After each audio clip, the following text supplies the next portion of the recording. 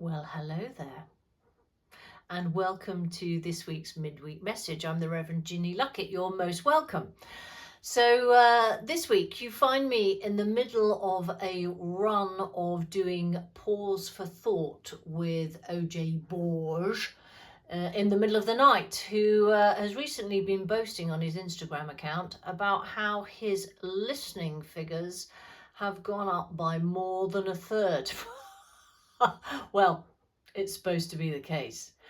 Anyway, nevertheless, as you know, it involves me writing pieces, which I have to send in for them to be signed off.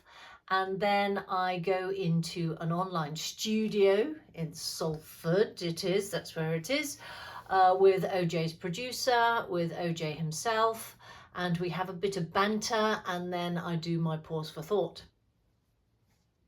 It's a fun thing to do. It is hard staying up to 11 o'clock at night to do them, but, needs must, as they say. So in this run, I've been reflecting on friendship and the nature of friendship. And I've talked about some friends who have been very influential in my life, unbeknownst to them, who have shaped some of my thinking, including a primary school friend of mine, who is out there somewhere, I don't know where, called Juliet, who, when I was probably about 9, her family brought me on a family day out to a seaside village called Charmouth to look for fossils. I had no idea that such places existed. Anyway, it's a joy to be able to trace back my connection with this place right till then, primary school. And last week I was thinking about triumph in the face of disaster. Obviously that's an appropriate theme for our Olympics and Paralympic season.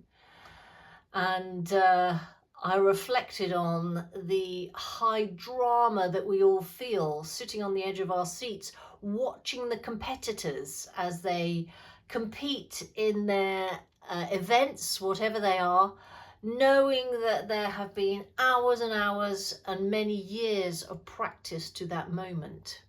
And some of those moments are so short, over and done with in a flash. And as we all know, there are only 3 medals to be awarded, and it's very hotly contested. But it seems to me that we are hardwired for triumph and disaster. It is part of our human nature to struggle in the face of disaster when it comes our way. And I've suggested in my Pause for Thought that that's because it's right at the heart of our faith. Being image bearers of God, we too are marked with that sense of triumph in the face of disaster, recognizing that our God went to the cross. He died for the sins of the world. He died to face down evil, to bring only goodness, and triumphed over death as he rose again from the dead. Yeah, wonderful. Triumph and disaster. And this week, I'm thinking about what brings me hope. And it's such a poignant thing to be discussing in a Pause for Thought with so much pain and struggle in our country, with the riots, with the anti-race response, and with the terrible murder of those 3 girls in Southport. It's obviously a backdrop for what gives me hope, and a difficult thing to speak into at this time. But I've reflected on my hope based on my belief that we are all made in God's image.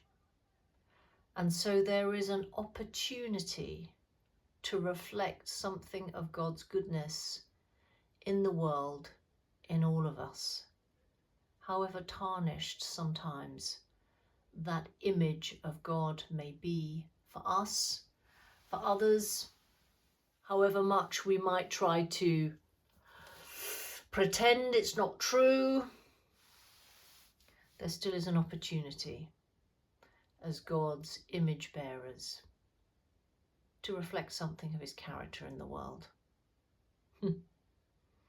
And next week I get to talk about filling the silence.